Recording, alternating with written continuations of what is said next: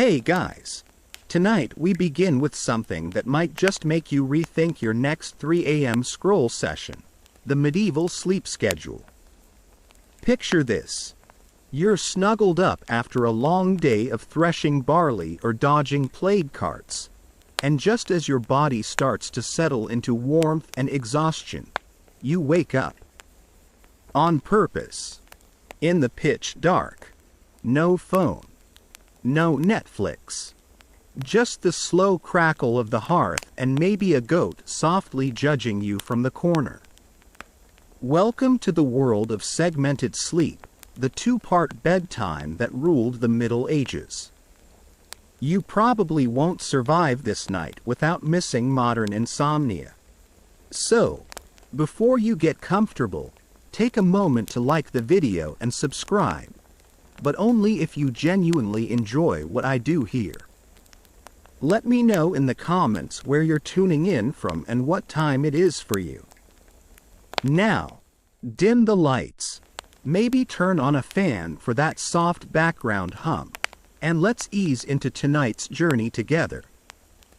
You lie down as the sun disappears. No TV, no lamps, just the slow fade of candlelight and the scratchy feel of straw beneath your back. This is first sleep, and for the medieval sleeper, it comes naturally. After a day of hard labor, you don't even fight it. Your body welcomes the darkness, unbothered by blue light or caffeine-fueled anxiety. You don't need melatonin. You need to not freeze. A few hours pass. Maybe 4. Then your eyes open. This isn't insomnia, it's the plan. This strange, liminal time between first and second sleep is called the watch. You sit up slowly, bones cracking like old wood. You're not alone in the dark. In homes across the village, others are awake too. Monks, milkmaids, millers. The night is oddly social, in a muted, candlelit way. You might toss another log on the fire, just enough to keep it from dying out.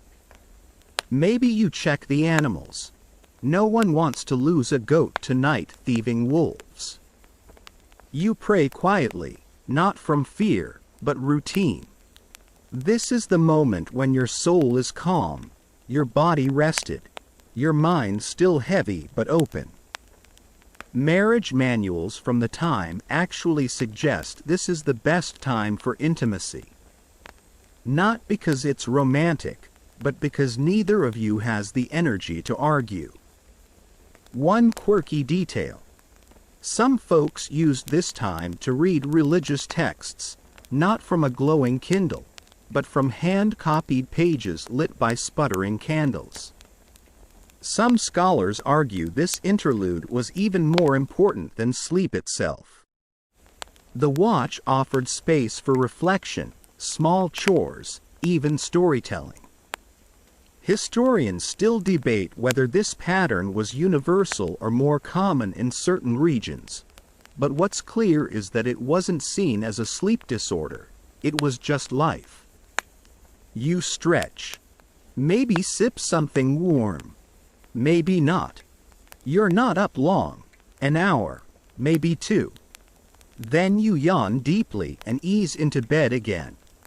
This is second sleep, and it'll carry you to dawn. The sleep itself feels different, deeper, more dreamlike. The kind where spirits visit and visions bloom. But we'll get to that. Even Geoffrey Chaucer mentions this divided sleep in his writing, casually noting characters waking up between rests.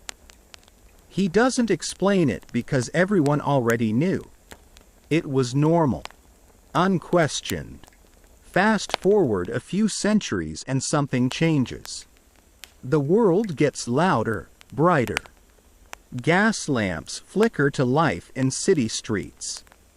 Factories churn late into the night. The new value isn't rest, it's productivity.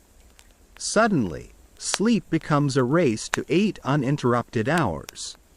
Fragmented rest is labeled bad. Restless nights become medicalized. What was once routine becomes pathological. But here, in your medieval cottage, none of that matters. The fire's glow flickers softly on the rough stone wall.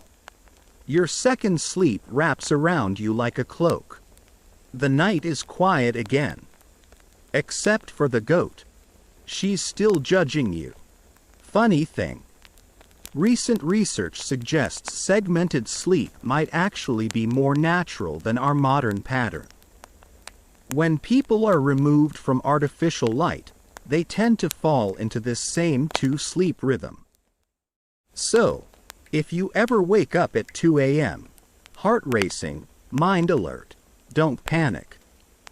Whisper to yourself, "Ah yes, the watch has begun," and pretend you need to go check if your imaginary sheep are still in the yard. That liminal space, between night and morning, between one dream and the next, isn't broken sleep. It's ancient sleep. And your body remembers it, even if your smartphone doesn't. Now imagine a household with 3 generations, parents, kids, maybe grandma, all sleeping in the same cramped, smoky room. Someone always stirs. Someone always snores. But during the watch, there's a strange sort of peace. A rhythm to the quiet. Even the chickens calm down. There's no artificial sense of time here. The rooster is your alarm clock. The moon is your nightlight. Sleep is fluid, cyclical, communal. You don't chase 8 hours. You live the night. And this time in the middle, this strange little pocket between 2 halves of sleep, it's not empty. It's full. Of breath, of thought, of quiet motion. Maybe it's a time you confess something to your partner. Maybe it's a time you stare into the hearth and remember your grandfather's stories. Maybe it's a time you realize the night isn't scary, it's sacred. Modern life stole this time. The noise, the light, the pressure to be always on, always rested, always functional. But here, in your medieval skin, with a fire at your feet and a straw mattress beneath you, that pressure doesn't exist. There's no shame in waking. No fear in rest. Just the quiet rhythm of a world that still breathes with the moon. And as second sleep begins, your limbs go heavy again. You settle in beside your brother, your mother, your cousin's elbow. There's no real privacy. But somehow, there is peace. The fire cracks. The dog sighs. The straw shifts beneath you. And you sleep, not perfectly, not silently, but like a person from a time when even the darkness had its own schedule. Your body stirs with the weight of second sleep still clinging to your bones. Morning isn't here yet, but you feel it approaching.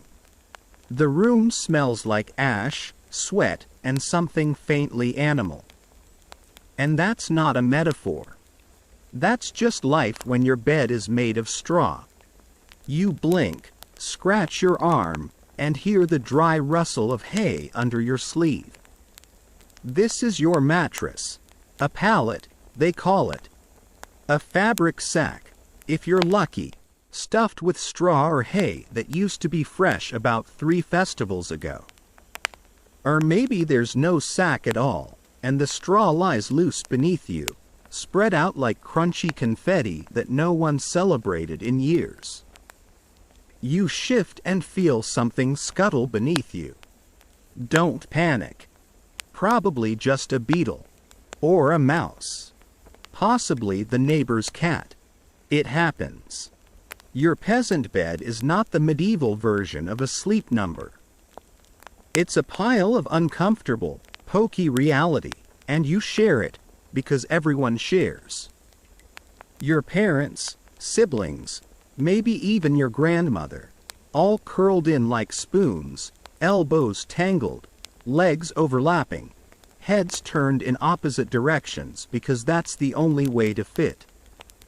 You don't undress before bed. That would be a waste. You sleep in what you wore all day. Coarse tunic, itchy hose, and boots within reach in case something catches fire. Or worse, someone starts snoring in Latin again. Pajamas? Not invented. Bed linens? If you're nobility, maybe. If you're you, nope. The straw is your mattress, your pillow, and your blanket all rolled into one giant allergic reaction. It does, however, insulate well. It keeps you a little warmer on those damp, bone-deep winter nights. And yes, it's crawling with fleas. But so is everyone else, so no one complains unless something actually bites your eyelid. You might think, well, couldn't they elevate the bed at least? And sometimes, yes. Families with a bit more means, or at least strong backs, might lift their pallet onto a wooden frame. It doesn't make the straw softer, but it does lower the odds of waking up with a beetle in your mouth. Slightly. Here's something funny. Straw isn't just for comfort. It's part of medieval hygiene, too. People believed it absorbed moisture and bad air. Of course, it also absorbed sweat, mud, and whatever else wandered through the house. But hey, it's all natural. Historians still argue whether peasants had separate sleeping corners or if the entire household crashed in one heap.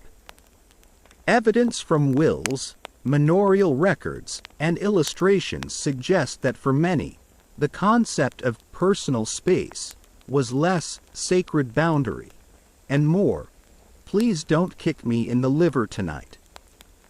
You wake up with someone's foot under your ribs and a chicken clucking from somewhere uncomfortably close.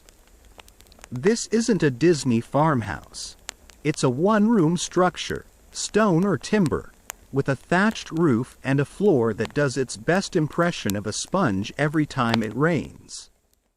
The hearth is the centerpiece of the house, which means heat radiates unevenly, mostly toward the dog curled up nearest to it. Speaking of dogs, you might have one sleeping at your feet, purely for warmth. Maybe a pig's in the corner, or under the table, softly snorting in its dreams. You don't question it. If the animal helps the room stay above freezing, it stays. The straw creaks as you move again. It's been mashed down from repeated use. You should probably replace it, but straw's for more than just sleeping. It's also for feeding livestock, thatching roofs, stuffing shoes, and soaking up spilled stew. You ration your straw like you do everything else. There's a hole in the wall where cold air seeps in. No windows, at least not glass ones. Maybe an oiled cloth or a sheet of horn, but it's cloudy, yellow, and not helpful for keeping wind out. Drafts are part of life. That's why you pull your cloak over your shoulders and hope the lice go dormant till morning. You dream in bursts, half-conscious, always slightly itchy. Someone turns over next to you. A loud snore. A muttered dream curse. A shift in the dog's breathing. You doze in and out, hoping your piece of the straw pile holds together. Now imagine this. Your neighbor down the path just gave birth. She's back in the same straw heap with her other 5 kids, one of whom is definitely chewing on a beetle. There's no nursery, no bassinet, just a slightly warmer spot near the fire and the vague comfort of knowing the baby won't roll too far before it hits someone's shin. Sometimes, if you're lucky or important, someone gifts you a better bed. Nobles had feather mattresses, wool padding, even sheets embroidered with symbols of status. But even those beds weren't luxury by modern standards. The mattress might be filled with feathers, but no one said they were clean feathers. Your bed, if you're a peasant, is humble, but it works. You're not expecting comfort, you're expecting survival. A place to not freeze, not drown, not wake up with a rat on your chest. Ideally, all three. One quirky tradition. Some people slept with a bedstave, a long stick or board placed along the edge of the bed to stop people, especially children, from rolling off. Makeshift toddler rails, medieval style. Sometimes it was an actual board, sometimes just the cold body of a cousin. Remember that bed bugs exist now, but in the Middle Ages, they were practically honored guests. They didn't just bite, they nested. In the seams of your pallet, in the nooks of wooden frames, in the actual walls. You got used to them the way we get used to morning traffic, resentfully, but reliably. Even nobles had trouble escaping the creepies. Some had servants tasked with literally picking lice from their hair and clothes. You, however, have no such luxury. Your scratch is your own problem. And when it rains, the roof leaks. Sometimes directly onto your head. Thatch absorbs water like a sponge. You might drape an extra tunic over your face or scoot closer to the wall. Of course, the wall is also cold, damp, and possibly growing something. But it's either that or cuddling up to Uncle Edgar, and he hasn't washed since Whitsuntide. Historians love to debate whether peasants were miserable in their beds. Some argue they were used to the roughness, their bodies hardened by labor and low expectations. Others say people probably hated it but had no alternatives. What's clear is that no one viewed sleep as luxurious. It was functional, like a bucket or a fire poker. You used it, you shared it, you made do. The floor creaks as someone gets up to stir the ashes. Dawn is near. You stretch again, legs cramped from curling tightly all night. You don't make the bed because there's nothing to make. Just fluff the straw, brush off the beetles, and maybe kick a chicken off your boots. You survived another medieval night, not peacefully, not painlessly, but sufficiently. And you'll do it again tonight. Because in this world, sleep isn't a sanctuary. It's a patch of straw, a bit of warmth, and a whole lot of compromise. You pull the corner of your cloak tighter around your chin. It's still dark, and you're not really awake yet, but instinct tells you, time to prepare for sleep again, just not without your hat. Not the stylish kind. Not something you'd wear out to impress the Reeves' daughter. No, this is your nightcap, and in the Middle Ages, it's just as essential as your bread and ale. You fumble for it in the near dark, rough wool, maybe a bit of linen if your household is well off. It's slightly itchy, smells faintly of smoke, and you're not sure when it was last washed. But it works. You slip it over your head. It covers your ears, your forehead, maybe your neck. And just like that, you're ready to face the cold again, from inside your own house. See, medieval homes aren't exactly cozy. With drafty walls, chimneyless hearths, and roofs that whisper secrets to the wind, your house bleeds warmth. And when you sleep, especially during the brutal winters, your body becomes a battlefield between heat and chill.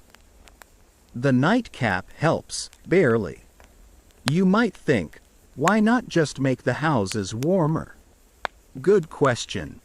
Historians still argue whether medieval people truly accepted the cold as part of life, or if they just lacked the materials and architectural knowledge to build tighter homes. Either way, layering was the strategy. And on your head? That's where heat escapes the fastest. Hence, the hat. But it's not just about heat. Your nightcap does more than hug your scalp. It signals that the day has ended. It's your quiet flag of surrender to the darkness. It tells your household, your guests, even your animals, this head is off duty now. Now, if you're a woman, things get more layered, literally. Modesty rules vary by region, but in many places, women were expected to cover their heads, even in sleep. A bare head, especially for married women, was seen as improper, sometimes even shameful. So your nightcap isn't optional. It's required. Whether made from wool, linen, or a soft coif tied under the chin, it keeps your reputation intact, and maybe your ears, too. And get this. Some people believed that leaving your head exposed at night was dangerous. Like demonic possession dangerous. Cold air was thought to bring in illness, madness, or malevolent spirits.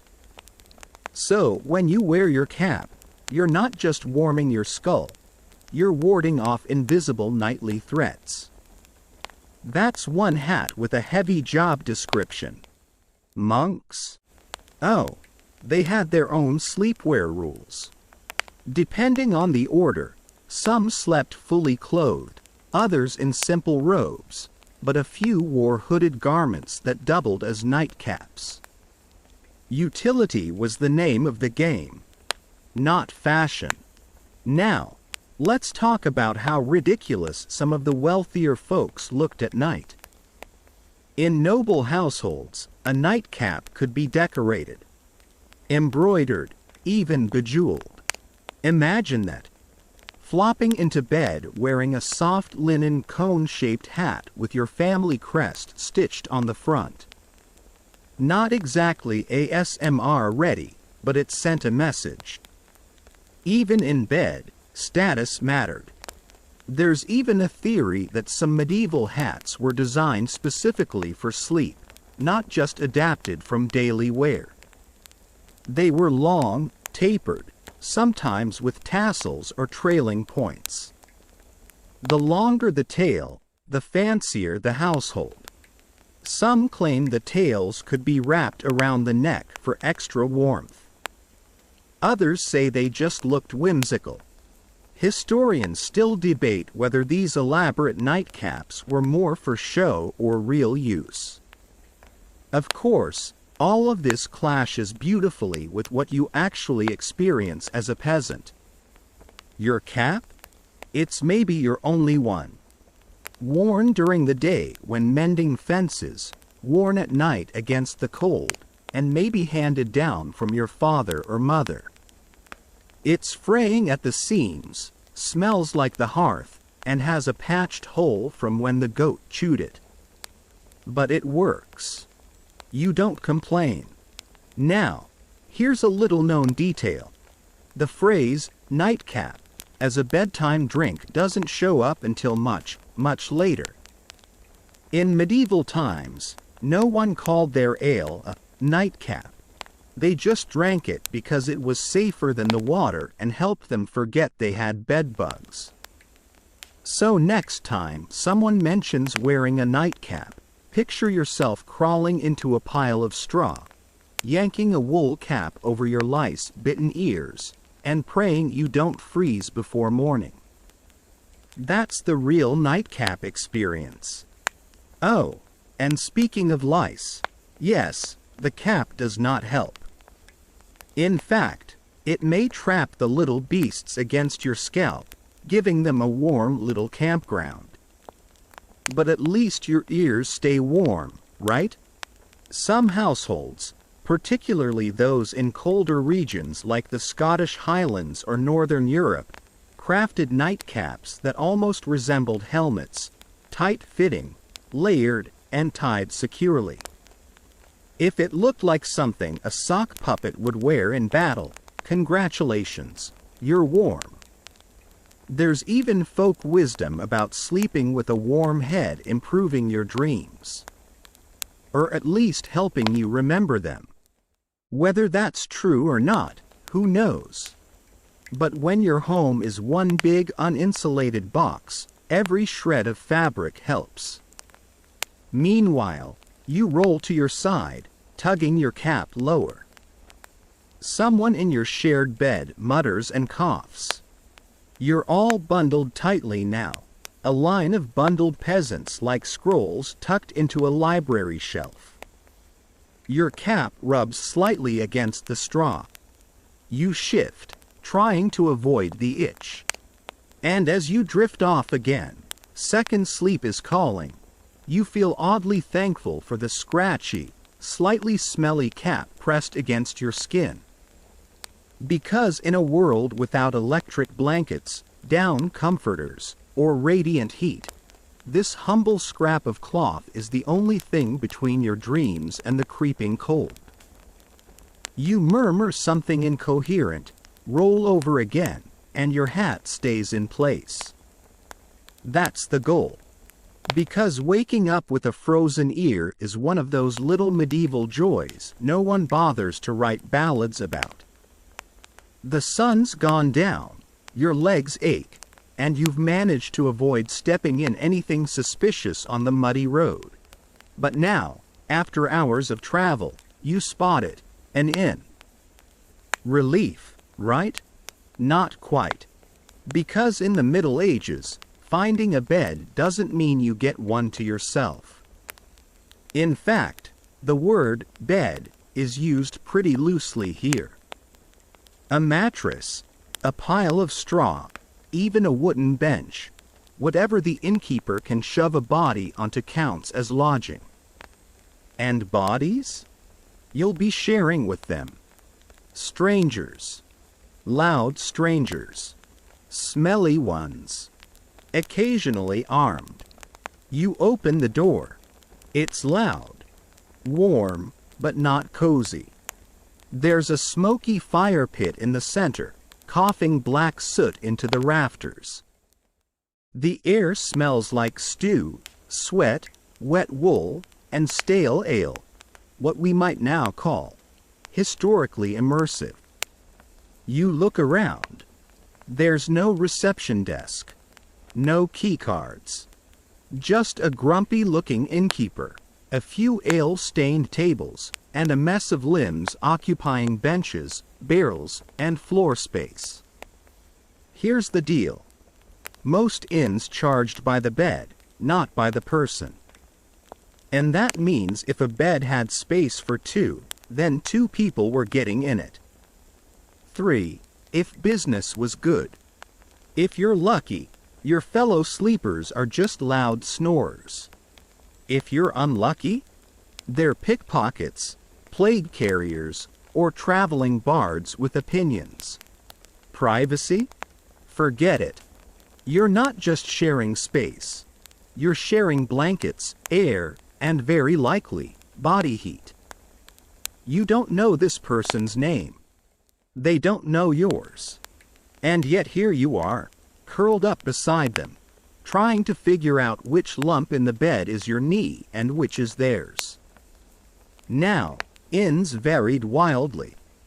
A roadside alehouse might offer a single stuffy room where everyone sleeps together on the floor, head to foot, to save space. In fancier towns, an inn might have a chamber with 3 or 4 beds. But even then, Those beds are communal unless you pay extra. A lot extra. And here's a fun quirk. Some innkeepers actually rented blankets separately. Yep. You pay for the straw mattress, then pay again if you want to avoid freezing to death.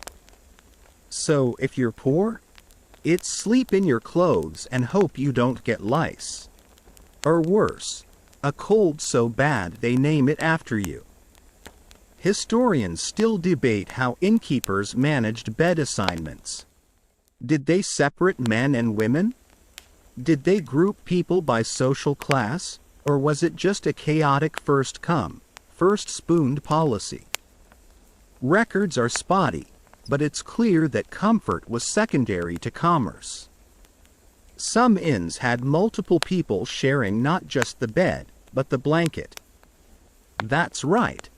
One big wool blanket, 3 or 4 people, 0 negotiation. You're doing a blanket tug of war with a merchant from York and a butcher with halitosis. Medieval team building at its finest. Let's talk safety. Because sharing a bed with strangers isn't just uncomfortable, it's risky. Theft was common. You might drift off with a coin pouch and wake up with empty hands and someone else's boot in your ribs. That's why many travelers slept with their valuables inside their clothes or even tied to their belts. Some hugged their bags like teddy bears. Others tucked knives under their blankets, just in case. Women traveling alone? Even more vulnerable. Unless accompanied by male relatives or part of a caravan, women risked harassment or worse. That's why many noblewomen traveled with large entourages, or sought shelter in monasteries or the homes of trusted contacts instead of inns. A solo bed wasn't just rare, it was borderline luxurious. Speaking of monasteries, some travelers avoided inns altogether and begged for lodging at abbeys. Monks were often obligated to provide shelter, though that meant even stricter rules: silence, curfews, and prayers at ungodly hours. But hey, at least you weren't wedged between 2 sweaty farmers debating pig prices in their sleep. Sometimes, if an inn was full, and it often was, you didn't even get inside. You'd sleep in the stable. Literally among the animals. Horses, chickens, goats, and that one dog who refuses to stop barking at shadows. You'd nestle into the hay, hoping the mule doesn't kick you, and try not to think about fleas. Now, not all inns were nightmares. Some were downright charming, for the right price. A wealthy traveler might get a private chamber with a sturdy bed, a feather mattress, maybe even a little fire burning in the hearth. That is, if you're nobility, or very lucky. And yes, some beds were enormous. Like, comically huge. The Great Bed of Ware, for example, built a few centuries later but still medieval in spirit, was famous for being big enough to sleep over a dozen people at once. Not exactly restful, but quite the party trick. Let's pause for a moment and imagine you, curled up on the edge of a lumpy mattress, 1 foot dangling off, the stranger beside you snoring through their nose like they've angered a bagpipe. Someone else turns in their sleep and knocks your hat clean off. The blanket, once shared, is now bunched on one side. You shiver. Still better than walking all night in the cold. Barely. And this is normal. People in the Middle Ages didn't expect privacy like we do. Sharing space, sharing beds, even sharing food off the same wooden trenchers, it was part of life. Personal boundaries weren't just thinner, they were practically non-existent. And here's the kicker. Many inns didn't even have a proper toilet. Chamber pots, if you were lucky. The yard, if you weren't. So if you wake up in the middle of the night needing to pee, you either climb over two strangers and tiptoe outside, or just hold it.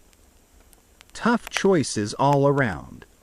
There's a story, possibly apocryphal, about a group of medieval travelers who, arriving late to a packed inn, bribed the innkeeper to let them sleep in the oven. Yep, a giant, cooling brick oven, still warm from the day's baking. It sounds absurd until you remember how cold a medieval night could get. So here you are, in a room full of strangers. The fire's dying, the snoring has reached a kind of symphonic crescendo, and your left leg is numb because you haven't moved in hours. You roll over, as carefully as possible. You wonder who else has slept in this bed. Probably hundreds. Maybe thousands. Some rich, some poor, some diseased. The mattress groans like it remembers them all. And still, it's better than nothing. Because medieval travel is exhausting, dangerous, lonely. And if that means sleeping wedged between a blacksmith and a tanner who won't stop mumbling about bad leather deals, well, so be it. Eventually, your eyes close. The noise fades. And in the quiet fog of almost sleep, you realize, this is how it's always been. Shared space. Shared warmth. Shared dreams. Hopefully not about the guy snoring beside you. Tomorrow, you'll move on. But tonight, this lumpy, overpopulated bed is your castle. Just don't roll off the edge.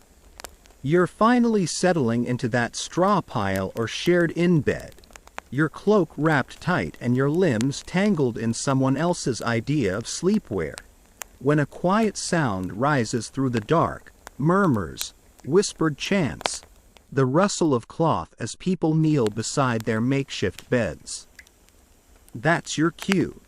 Because in the medieval world, bedtime isn't just about resting your body, it's a spiritual checkpoint. You kneel too, maybe on the cold stone floor, maybe on rough wood, maybe just where you were already lying. You clasp your hands. You don't just hope you wake up tomorrow. You pray for it. You whisper memorized verses, the ones drilled into you since childhood. Maybe it's the Lord's Prayer, maybe the Hail Mary, maybe a local prayer passed down through family. And if you're really devout, or just really scared, you ask for protection not just from thieves and sickness, but from the devil himself. You see, nighttime in the medieval mind wasn't just absence of light. It was the domain of danger. Physically, yes. Wolves, bandits, fire, sudden cold, but also spiritually. It was when evil crept. Demons, witches, temptations. The kind of stuff that could slip into your dreams and never leave. That's why bedtime prayers mattered so much. They weren't routine. They were armor. It's not unlike locking your doors at night now. Just instead of deadbolts, you've got Latin psalms and a splash of holy water. And those prayers weren't short, either. Some folks prayed entire psalters before bed. That's 150 prayers. Out loud. Every night. Monks, of course, had their whole night mapped out by prayer, including mandatory rising at midnight or 2 a.m. to chant together. And guess what? They still had to get up at dawn to work. But it wasn't just monks who took bedtime spiritually. Even peasants, worn out from fields and chores, made time to say a few words to the heavens before slipping into the dark. It was normal, even expected. In fact, not praying before bed was seen as careless at best, and a sign of wickedness at worst. Remember, death wasn't some abstract future concern. It was tonight, maybe. Disease, childbirth, fire. Any of it could end you in your sleep. So people treated night like a farewell. A maybe I'll see you in the morning kind of ritual. Even children were taught to view sleep as a rehearsal for death. Which, sure, is a bit intense, but welcome to medieval parenting. One common bedtime prayer went like this: "If I should die before I wake, I pray the Lord my soul to take." Sound familiar? That's not a Victorian nursery rhyme, it's much older. Versions of that sentiment were whispered across centuries of flickering candlelight, clutched tight by the frightened and the faithful alike. It wasn't just words, either. Holy objects played a huge role in bedtime. Crosses hung over beds. Saint relics, like a bone fragment or bit of cloth, were kept close, sometimes under the pillow. People even traced the sign of the cross on their sheets, their doors, or their own chests before lying down. Fringe belief? Hardly. It was woven into nightly life. If you were lucky enough to live near a church with ringing bells, those sounds marked the transition to evening prayers. The curfew bell, from the Old French couvre-feu, or cover fire, signaled everyone to bank their hearths and turn inward, both physically and spiritually. By the way, historians still argue whether the curfew bell had more to do with fire safety or religious observance. Probably both. It's hard to separate the sacred from the practical in medieval life. They overlapped like poorly repaired roof thatch. And what if you were traveling? Same deal. Bedtime meant prayer. Sometimes with strangers in your shared room, sometimes in silence to yourself. If you could afford it, you might carry a miniature book of hours, a kind of pocket prayer guide, for moments exactly like this. Even the wealthy, who had private chapels and soft feather beds, didn't skip this step. In fact, they often had servants read scripture aloud at bedtime. Kind of like medieval Audible, except the narrator's holding a candle and can't pronounce half the Latin correctly. Dreams, too, were tied directly to nighttime spirituality. People believed that what you dreamed was either a divine message, a demonic attack, or a revelation about your soul. You didn't just sleep. You risked receiving a cosmic voicemail. Some monks kept dream journals. Others confessed their dreams in morning prayers, especially if they'd had, let's say, the wrong kind of dreams. You were expected to own up to that. Even if it was just a vision of dancing goats or flying fish, you never knew which weird dream might be heretical. Did people take it too seriously? Probably.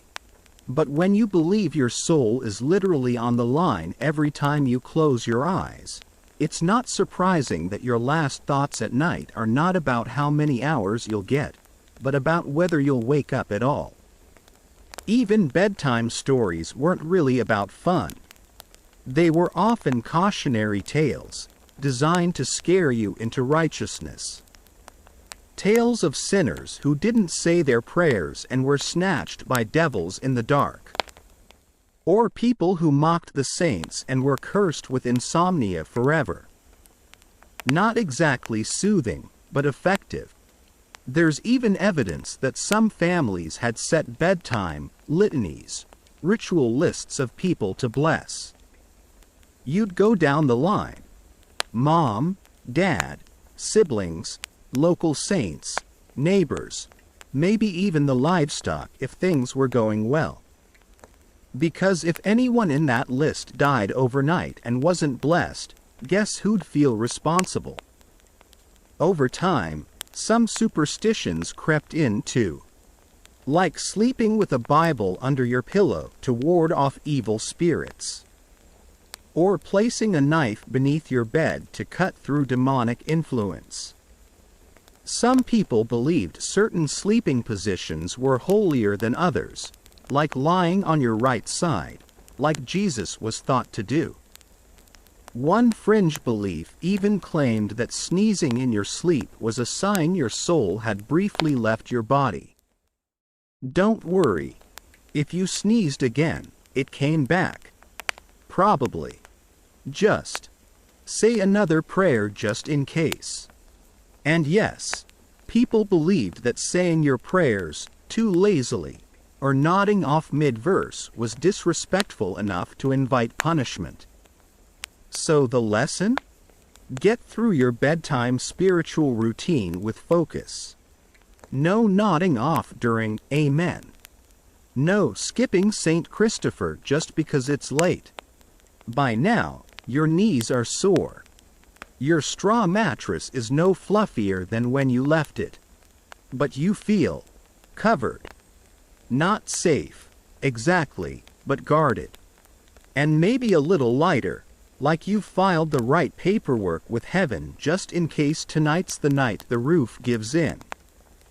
You slide back under your cloak. Around you, others have finished their own whispered rituals.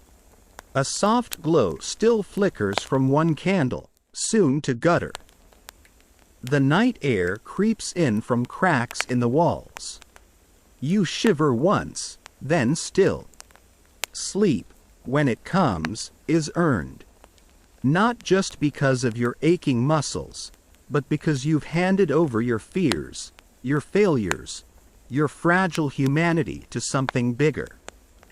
That's not just routine. That's survival, medieval style.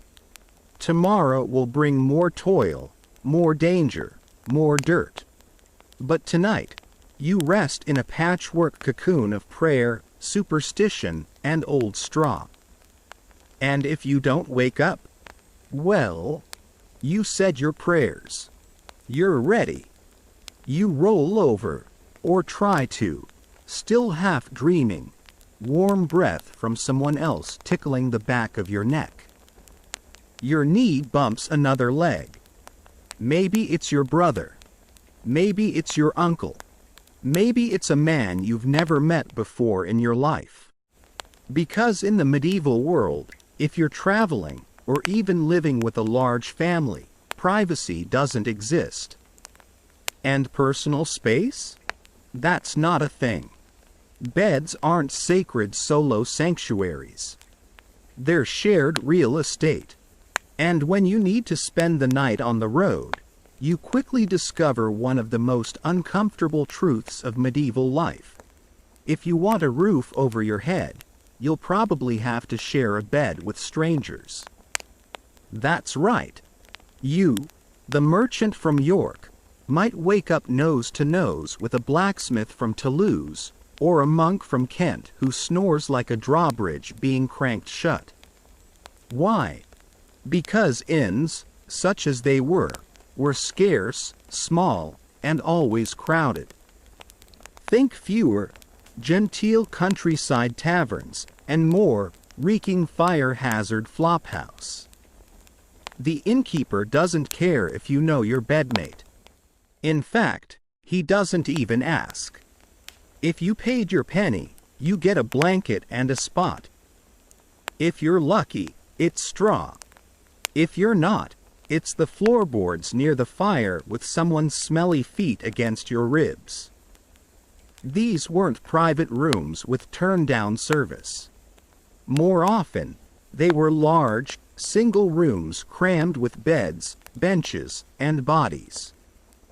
Picture a sleepover you never signed up for, and everyone forgot to bring soap.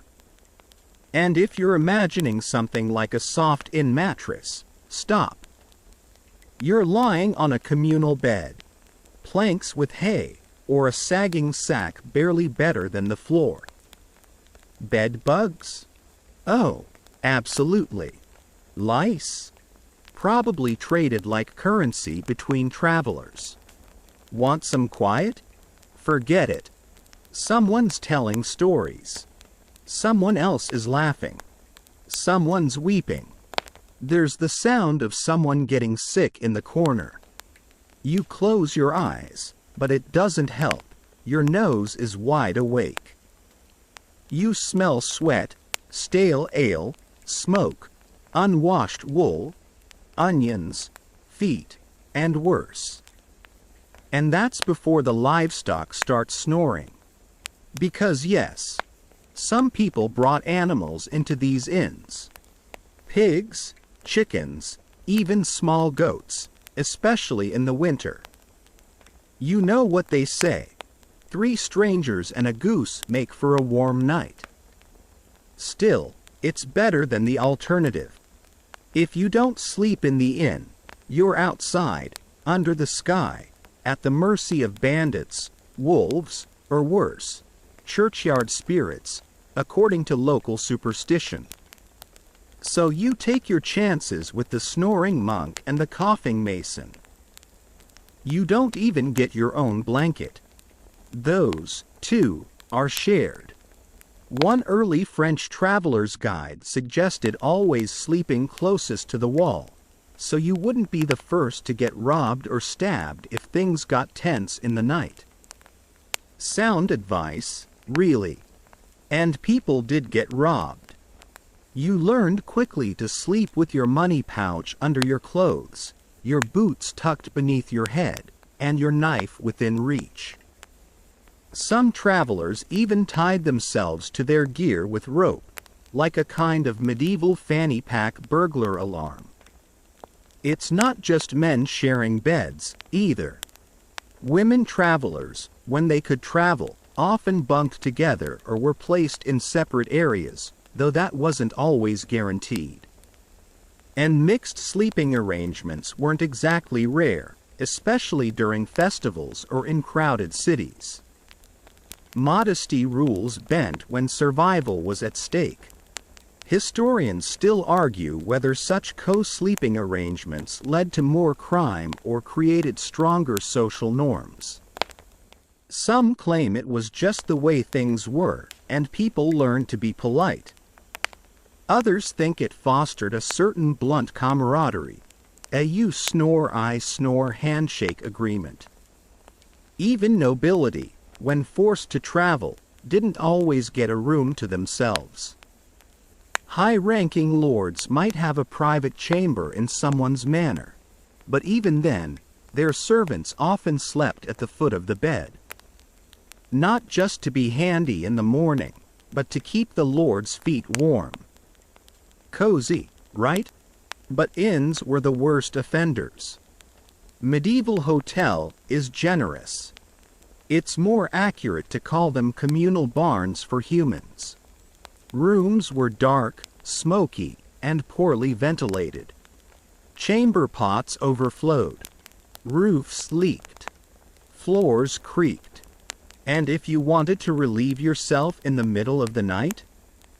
Good luck. Either climb over everyone and hope you don't step on a baker's face, or try your luck with the open window. And yet, people adapted. In fact, some found comfort in these strange, shared environments. You'd hear songs, gossip, news from distant towns.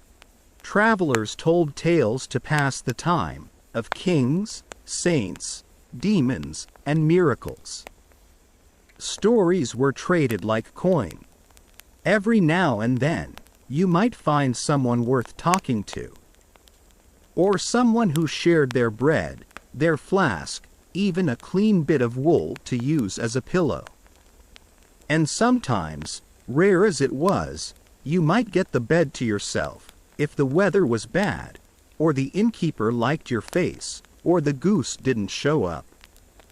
There's even an account of chronic bed swappers, people who drifted from one bed to another throughout the night, looking for warmth, a better spot, or a lighter snore. Bedtime was, in its way, social. Just deeply inconvenient. Want a fun fact? The word bedfellow wasn't just a euphemism, it was a literal term.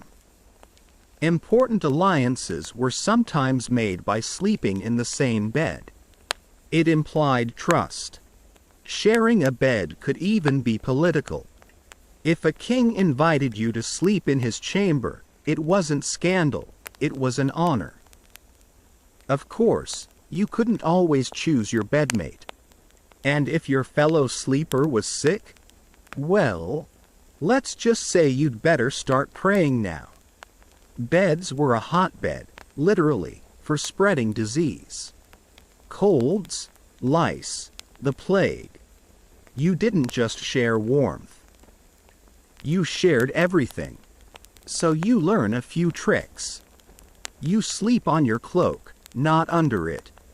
You wedge your boots between your thighs so no one swipes them. You fake a loud cough to discourage anyone from cuddling up too close. And you never, never fall asleep without knowing where your knife is. But somehow, in the middle of all this chaos, you do sleep. Your body's exhausted, your senses overloaded, your brain battered by ale and adrenaline. The rhythm of other people's breathing lulls you. The fire crackles. Someone's telling a story about a haunted mill and a talking goat. You drift. And maybe, just maybe, you start to understand the strange comfort of it all. Because this is the only life anyone knows. There are no hotel reviews, no personal towels, no "do not disturb" signs. There's just you, the straw, the smell, and the soft murmur of shared humanity. Tomorrow, you'll rise early, gather your gear, and press on. But tonight, you're part of something deeply human, messily communal, undeniably real. No sleep mask. No lavender spray. Just a dozen strangers under one sagging roof, dreaming side by side. The fire's out. The straw beneath your back itches. You hear something snuffling in the dark.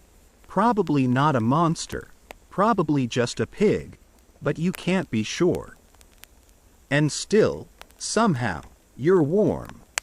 Warmer than you have any right to be in this drafty stone box of a home. Why? Because there's a dog curled up behind your knees. A chicken nestled near your feet.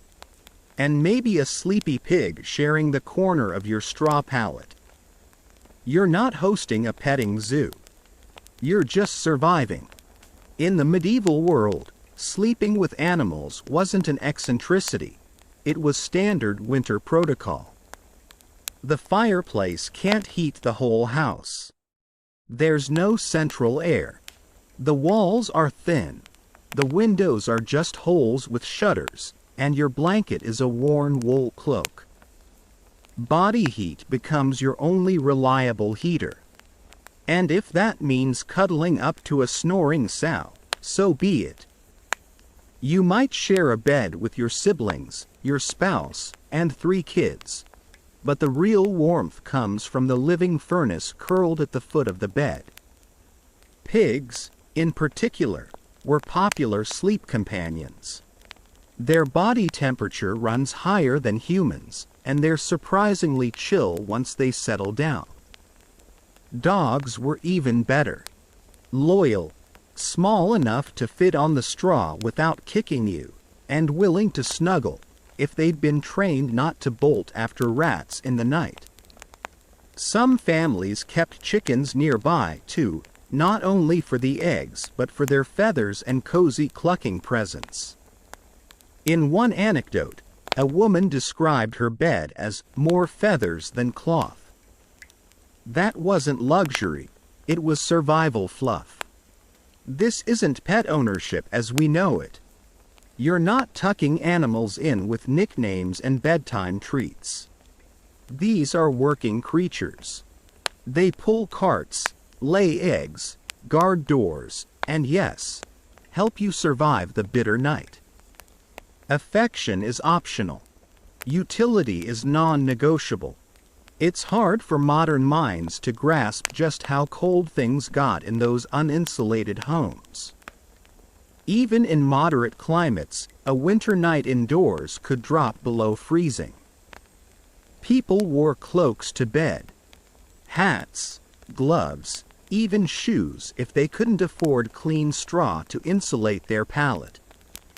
And if you're thinking, wait, doesn't that mean there was animal poop in the sleeping area? Oh, absolutely. And fleas. And feathers. And mud. And whatever the pig dragged in. But again, priorities. You'd rather wake up with pig hair in your mouth than frostbite in your toes. Historians still argue about how common this practice was across social classes. Some believe it was widespread among peasants but rare among nobles. Others argue that even in wealthier homes, animals had a presence, perhaps not in the bed, but certainly in the room. After all, castles were drafty too, and a few loyal hounds made fine foot warmers for a shivering lord. There's even mention of warming pigs in some local customs. These weren't special pigs. They just happened to be the fluffiest or the most agreeable about being scooted onto a blanket. In the dead of winter, a pig with good temperament could earn itself a temporary promotion to sleep duty. You start to notice patterns. The dog always sleeps closest to the fire. The chickens tuck themselves near your feet. The pig, well, he finds his way to the warmest corner and doesn't move for anyone. And once everyone's settled, the whole pile of humanity and livestock exhales, the room steams up slightly, and, miraculously, no one's freezing to death. There are accounts from rural Europe where people even slept in barns by choice. Not because their homes were too small, but because the barns, filled with warm, breathing animals, were better insulated. Imagine choosing a pile of hay next to your cow over your own wooden house. But when the winds cut through your walls like knives, the choice makes sense. And no, it wasn't just poor people. Even some monasteries allowed dogs in the dormitories, partly for warmth, partly for rat control. The monks weren't trying to win most ascetic sleeper. They were just trying not to die in their sleep. Want a quirky tidbit? There's a medieval Welsh law that laid out punishments for stealing someone's bed dog. That's how essential these animals were to sleep. They had legal status. It's also worth noting that this was not considered shameful. It wasn't low class or dirty. Well, it was dirty, but not embarrassing. Sleeping with animals was simply part of life. Kids grew up thinking nothing of a pig snoring louder than their dad. Travelers thanked their host not for the bed, but for the warm dog they got to curl up with. Of course, the system wasn't perfect. Animals moved in the night. A startled chicken might fly up in your face. A dog might decide the straw isn't up to standard and dig a crater in the middle of the bed. And pigs? If they're unhappy, everyone's unhappy. And forget allergies. If you were allergic to animals in the Middle Ages, you either got over it or didn't last very long. There were no air purifiers, no antihistamines, and no separate pet zones. Everything was one zone. And that zone was fur, feathers, mud, and hay. Still, something about it feels honest, unfiltered. You, your family, your animals, all huddled together in a shared fight against the cold. No sound but breathing. No light but moonbeams. No comfort but each other. And let's be real, some of those animals probably gave better cuddles than your cousin Henry. Even today, anthropologists point to co-sleeping with animals as one of humanity's most ancient survival strategies. Long before electric blankets or down comforters, we had fur, breath, and warmth. It's primal. It's practical.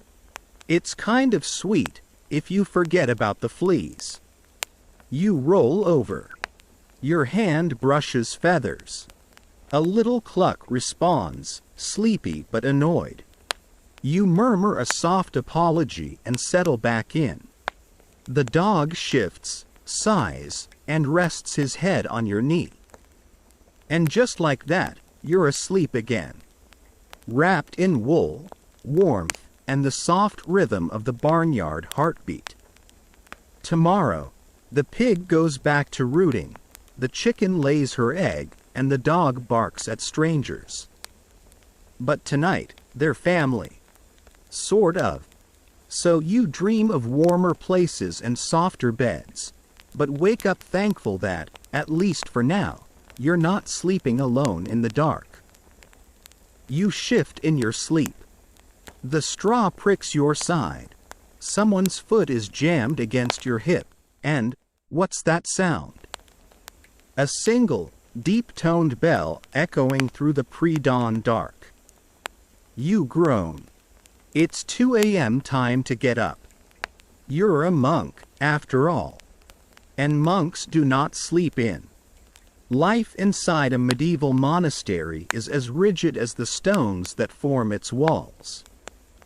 You sleep not for comfort, not even for survival, but because your body needs enough fuel to keep serving God. And the schedule? It's not built around you. It's built around him.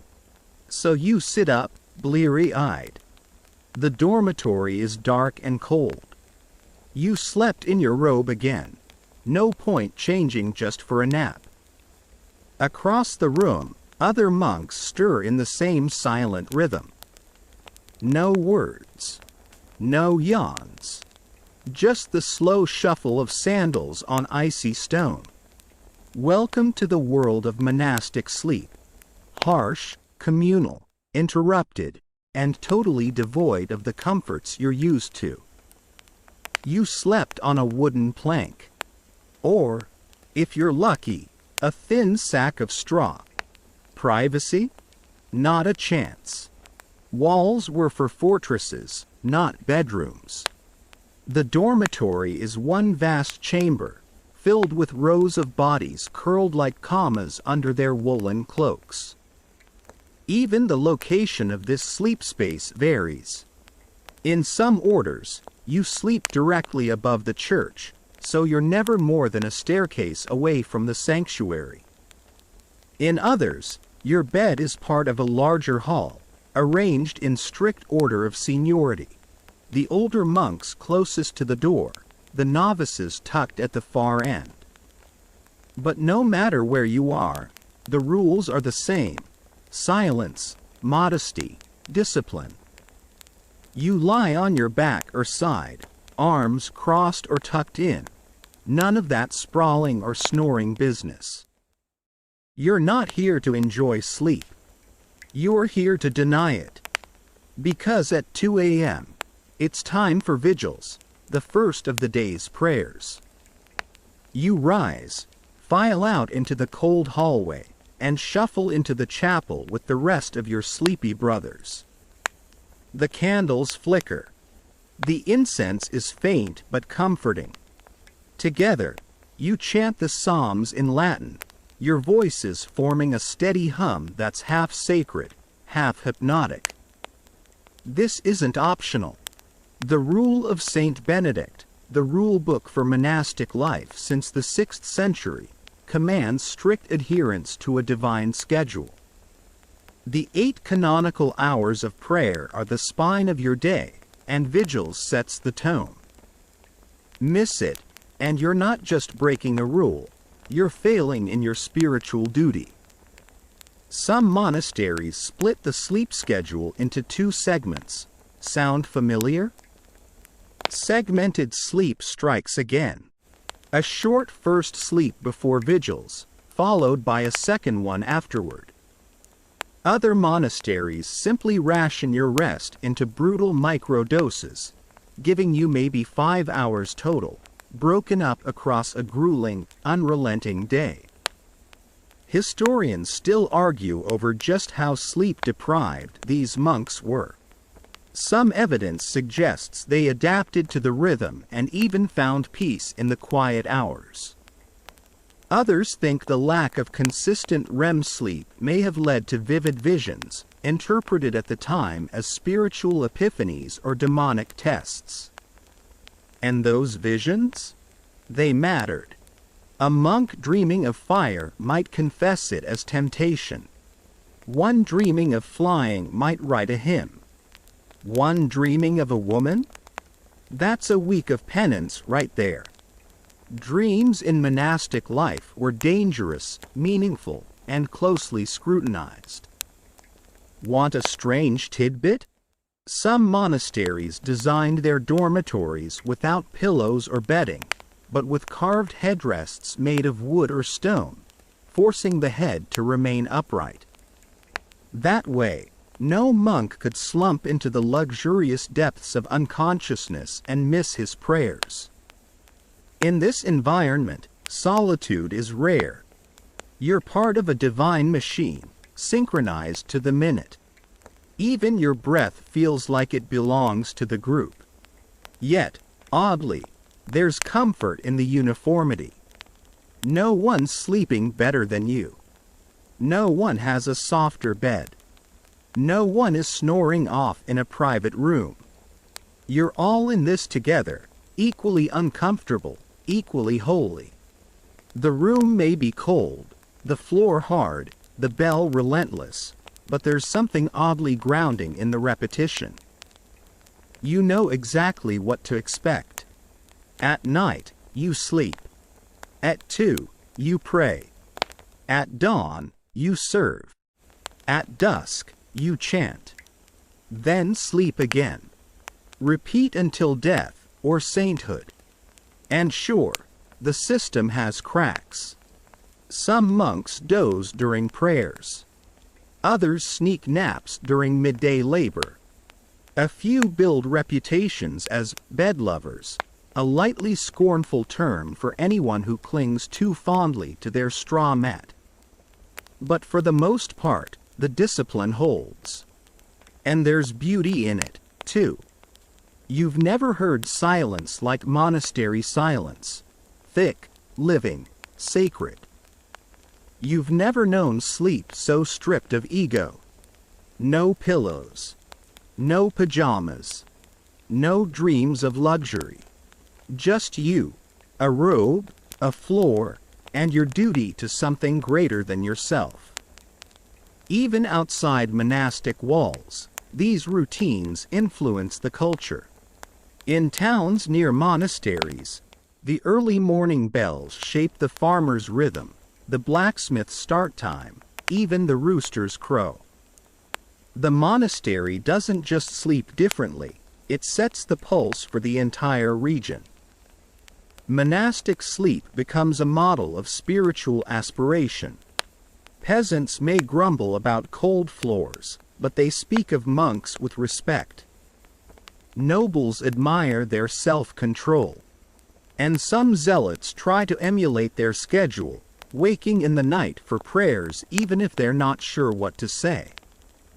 You, curled once again on your wooden plank, start to drift. The bells have rung, the chants are done, and the long, slow descent into second sleep begins. Your arms fold neatly. Your breath syncs with the others around you. And as your eyes close, you wonder, is this sleep holy because it's hard? Or is holiness something that settles in, quiet and warm, when the world finally falls silent? You're lying in the dark again. But this time, you're alone. And that's suspicious. In medieval society, solitary sleep isn't just a luxury, it's downright weird. Alarming, even. It makes people whisper. Because while today you might dream of a private bed with blackout curtains and noise-canceling silence, in the medieval mindset, sleeping alone is unnatural. Possibly sinful. Maybe even dangerous. You shift under your blanket, assuming you're rich enough to have one. The fire's embers are low, flickering faintly, but your eyes are wide open. Because no one else is breathing beside you. No one to anchor the night with their warm presence, their snoring comfort. No rustling, no murmuring. Just you, and the dark, and the creeping thought. Something might come for you. This isn't just superstition, it's spiritual logic. In an era where demonic attacks are taken as serious threats, people believe you're most vulnerable at night. Demons don't knock. They slip in through dreams, through shadows, through that odd creak in the rafters. And who's to say what thoughts creep into a solitary mind when no one else is there to balance them? So, what's the solution? Sleep with someone. Anyone. Spouse, sibling, servant, even a stranger at the inn. Doesn't matter. What matters is shared body heat, shared safety, shared morality. Because two people in one bed are less likely to be tempted, distracted, or possessed. Or so the theory goes. This isn't just about sex, either. It's about spiritual proximity. A shared bed means shared prayer, shared protection, shared vigilance against the devil. You might mutter a Hail Mary before drifting off, but it's even better if someone mutters it with you. And if you're wondering, yes, this applies to all social classes. From nobles in their creaky four-posters to peasants on scratchy straw mats, people sleep in pairs, trios, even full family clusters. Children sleep with parents, workers with their masters, and friends with friends. If you find yourself sleeping alone, people assume one of three things. You're very holy, very wealthy, or very odd. In fact, hermits and anchorites, the rare few who do choose isolation, are often viewed with awe and suspicion. They're either touched by divine purpose or teetering on the edge of madness. Alone in their cells, they battle unseen forces with prayer and fasting. Admirable? Maybe. But also dangerous. People speak their names in whispers. Now, here's a quirky tidbit for you. Some medieval medical texts warn that sleeping alone can heat the humors unnaturally. Basically, your body becomes imbalanced. Too much, dry heat, they say, can lead to melancholy, bad digestion, or, brace yourself, lustful dreams. The cure? Not herbs. Not prayers. Just a sleeping partner. Even household pets get involved. A faithful dog at your feet might ward off spirits. A pig might generate enough body heat to keep you from freezing. A chicken might peck awake anything crawling under your blanket. These weren't cuddle buddies, they were survival tools. And still, despite all this closeness, the fear of isolation remains. Because when you sleep alone, there's no one to confirm what happened in the night. Did you dream, or were you visited? Did you talk in your sleep, or was that someone else's voice? Even nobles, those with the money to build extra rooms, often employ servants to sleep nearby. Not just for status, but for the reassurance of being watched. Waking up alone in a dark chamber, hearing only your heartbeat, was considered risky business. Better to share a bed with a beggar, the saying goes, than sleep alone with the devil. This mindset even creeps into legal records. In one court case, a woman accused of witchcraft was questioned about her sleeping habits. Turns out, she often chose to sleep alone. Suspicious? The judge thought so. Solitude becomes evidence.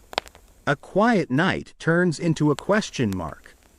In monasteries, remember, no one sleeps alone either. Even those anchorite types? They're technically alone, but everyone knows exactly where they are. And they've got guards, or rather, worshippers, checking on them during the day. But let's talk about intimacy for a moment. Yes, shared beds might involve it, but not always. In fact, there are plenty of historical records of same-sex bed sharing without romantic implications. It was normal. A practical decision. The idea of platonic bedfellows was deeply woven into everyday life. Think of inns again. You show up late, all the rooms are full, but there's a bed with 2 strangers already in it. You pay a reduced fee, squeeze into the open space, and do your best not to snore. No one thinks twice. Personal space isn't a thing. Boundaries are physical, not emotional. And if you're sick, better have someone sleeping beside you who can fetch help when you groan at midnight. Or a family member to check your breath in the dark. Because died in their sleep is frighteningly common and often avoidable, if only someone else had been there. Historians still argue over just how seriously people took these spiritual risks of solitary sleep. Some believe the fear was more performative, part of the church's grip on the nighttime soul. Others argue it reflected a deep-seated psychological truth. In a world of famine, war, and pestilence, no one wanted to face the dark alone. Today, solitude is romanticized. You lock your door. You light a candle. You read. You stretch. You sleep in peace. Back then, solitude was a crack in the armor. A place where cold, sin, and the supernatural could all seep in at once. And so, people crowded in. For warmth. For safety. For sanity. You, lying now in this imaginary bed, might squirm at the thought of a dozen feet tangled under a single blanket. But in medieval logic, that tangle is your fortress. Every snore is a reassurance. Every elbow in your ribs is a sign you're still not alone. So next time you hear someone say, "I just need my own space," remember, in the Middle Ages, your own space was where the nightmares lived. And if you're still feeling brave enough to sleep solo tonight, well, maybe leave a candle burning. Just in case. You scratch your leg, and for the 3rd time tonight, it's not your imagination. Something's crawling. Yep, here we are, finally arriving at the least glamorous, most persistent part of medieval sleep, the bugs. Because whether you're a noble wrapped in imported linens or a peasant huddled under burlap sacks, one thing unites everyone in this era. You're going to bed with company, of the six-legged kind. Let's talk about the unholy trinity: fleas, lice, and bedbugs. First up, fleas. Tiny, fast, and obnoxiously acrobatic, these little bloodsuckers are everywhere. In straw pallets, in wool blankets, in the seams of your nightgown. You try brushing them off, no luck. You try picking them off, more show up. You try sleeping through the itching, good luck with that. Next, lice. Not just head lice, mind you. Body lice and pubic lice round out the infestation package. These don't just crawl, they bite. And they lay eggs. And when those hatch, well, let's just say it's a multi-generational problem. Then, the MVP of nighttime horror, the bedbug. In the Middle Ages, bedbugs were already well-known nuisances. Crawling out of the cracks in wood, hiding in the creases of fabric, they wait until you're warm and dozing before launching their midnight buffet. Now, you might be wondering, didn't they do anything about it? Oh, they tried. Herbs were the main line of defense. Lavender, mint, pennyroyal, and wormwood were popular for their strong scents. You'd stuff these into mattresses, hang bundles over your bed, or rub them into your skin. Did it work? Kind of. Think of it as medieval bug spray, if the spray also gave you rashes and smelled like cough medicine. And then there's sulfur. People would burn sulfur near their beds to drive out pests. Downside: it chokes you too. But hey, fewer fleas. Wealthier households even had a specific role in place: the nitpicker. Yep, an actual servant whose job was to remove lice and nits from hair and bedding. Imagine sitting in front of the fire while someone combs through your scalp for 2 hours. Cozy, right? And don't think nobles were immune. Just because your bedposts are carved and your mattress stuffed with goose feathers doesn't mean bugs can't find you. In fact, those fancy drapes? Perfect hiding spots. That intricately embroidered pillow? A 5-star resort for bedbugs. The only difference between classes was how much perfume they could afford to cover it up.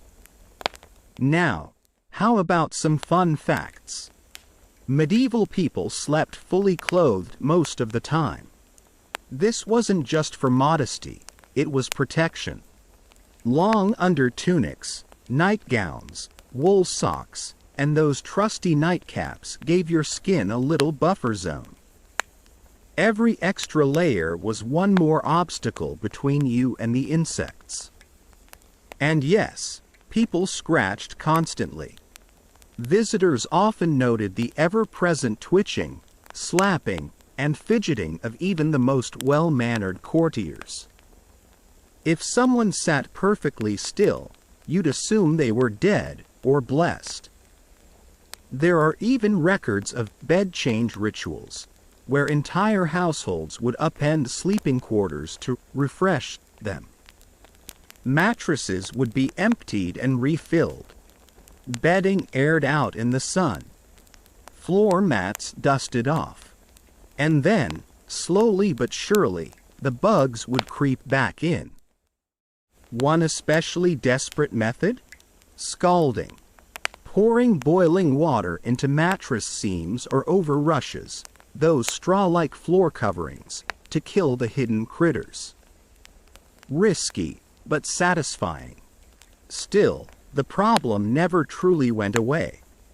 Just like today, pests develop resistance. And medieval cleanliness standards weren't exactly ideal. Washing was infrequent. Hair was rarely shampooed. And communal living meant passing parasites around like bread at dinner. Historians still debate how much the bug problem impacted daily life. Some argue it was simply background noise, just part of being alive. Others believe it affected sleep quality, mood, health, and even decision-making. After all, you try ruling a kingdom after 5 nights of flea-induced insomnia. There's also the matter of vermin. Rats and mice weren't just in the walls. They were in the bedding, too. You might wake up to a rat chewing your blanket or a mouse nesting near your feet. Cats, when allowed indoors, helped a bit, but they couldn't keep up. And you couldn't exactly put out mouse traps when cheese was too valuable to waste. Even the floors were no refuge. Straw, rushes, and hay made perfect hiding places. You'd sweep them now and then, maybe sprinkle lime or herbs to mask the smell, but deep down you knew, you're never really alone in bed. Let's not forget bugs as omens. That's right. Dream interpretations sometimes included insect appearances. A lice dream might be read as a warning of betrayal. Fleas could mean incoming misfortune. Bed bugs? Some thought they signified unresolved guilt. Imagine waking up covered in bites and thinking, "Great, now I have to confess something." So what do? You pray. You murmur your nightly protection prayers. You hang your little herb bundles. You swat. You scratch. You pull the blanket tighter and try not to think about the crawling. Because in the Middle Ages, a good night's sleep is more like a negotiation with the cold, the demons, and the bugs. And yet, you do sleep. Maybe not deeply. Maybe not comfortably. But sleep comes, eventually. Even with the itching. Even with the scurrying. Even with the knowledge that tonight, like every night, you'll wake up scratching and swearing revenge on anything with legs. Somehow, tomorrow will still arrive. And now, the candles are almost out. The room softens into warm shadows, and you feel the weight of 100 medieval knights pressing gently around you. Straw under your spine, a wool cap slipping over your brow, someone's elbow nudging your ribs. Familiar discomfort, predictable noises, the scratch of fabric, the hiss of wind outside the shutters. You shift again, slowly this time. Not to fight sleep, but to welcome it. Because maybe, after everything we've seen tonight, after lice, bed sharing, demonic fears, and frigid air, you've started to understand. Sleep was never just about rest. It was survival. Spiritual, physical, emotional. A delicate ritual performed each night in the hope of waking again. People prayed like it was their last chance. They dreamed like it meant something. They clung to one another for warmth and protection, and if the bugs were biting, well, that was just part of the deal. Tonight, in your own bed, you get choices they never had. Clean sheets. Locked doors. A thermostat. Maybe even silence. So take a breath. Let it fill your chest slowly, like a tide returning to shore. Let your shoulders sink, your eyelids flutter, and your mind drift far away from lice and rush floors and sulfur smoke. The darkness here is gentle now. You're safe. And in the stillness between one breath and the next, remember, somewhere in history, someone just like you lay wide-eyed in the night, wishing for a moment like this, peaceful, quiet, undisturbed. Good night. Sleep well.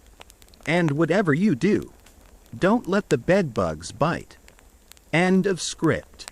Sweet dreams.